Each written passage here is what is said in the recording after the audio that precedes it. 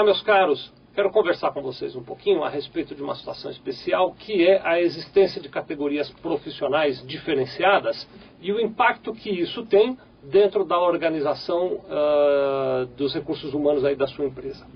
Vamos entender um pouquinho esse assunto melhor? Funciona assim. Então você tem uma atividade qualquer que você explora aí na sua empresa. Vamos imaginar que você seja uma indústria, você então tem uma atividade industrial. Como regra geral, a negociação das condições de trabalho acontece entre o sindicato das indústrias, que representa o tipo de indústria, então aquele tipo de atividade industrial que você faz na região onde você está, né? Então tem isso, as empresas se organizam através da atividade que ela faz e da região física, da base territorial onde ela está, se organizam num sindicato patronal, e os trabalhadores se organizam num sindicato de trabalhadores que também leva em conta a atividade profissional que eles exercem e a base territorial, o lugar onde eles estão. Então, você tem lá, por exemplo, você tem uma indústria metalúrgica, então você vai estar representado pelo Sindicato das Indústrias Metalúrgicas e os trabalhadores estarão representados pelo Sindicato dos Trabalhadores nas Indústrias Metalúrgicas. Esses dois sindicatos se reúnem e discutem as regras e as condições de trabalho para um determinado período futuro, para o próximo ano ou para os próximos 2 anos. Muito bem, isso funciona muito bem se todo mundo na sua empresa for metalúrgico. Agora, é muito comum, e aliás eu vou dizer até o contrário, é muito difícil você ter uma empresa onde, mesmo sendo uma indústria metalúrgica, você não tenha outras categorias profissionais. Então você vai ter, por exemplo, um porteiro, você vai ter alguém que faz limpeza, você vai ter alguém que faz atividades que não estão diretamente ligados à questão da metalurgia propriamente dita. Muito bem. Como é que fica este pessoal? Funciona assim.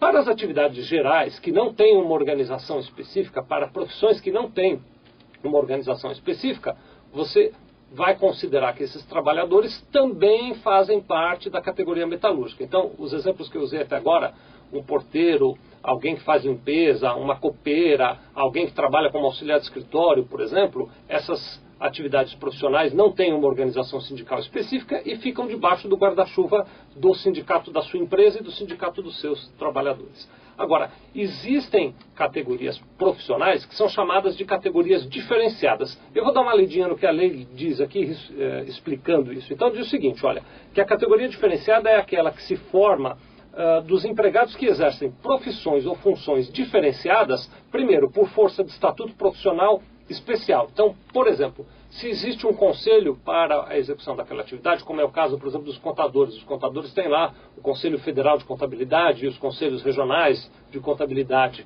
Os engenheiros também, então existe lá o Conselho Federal e os conselhos regionais de engenharia. Então, se a profissão tem um estatuto e é, portanto, uma profissão regulamentada, é uma categoria diferenciada. A lei ainda continua dizendo o seguinte, que também pode haver uma categoria diferenciada em consequência de condições de vida singulares. Por exemplo, os aeronautas. Quem trabalha dentro de uma aeronave tem condições de trabalho e de vida muito singulares e que aí precisam de um tratamento especial.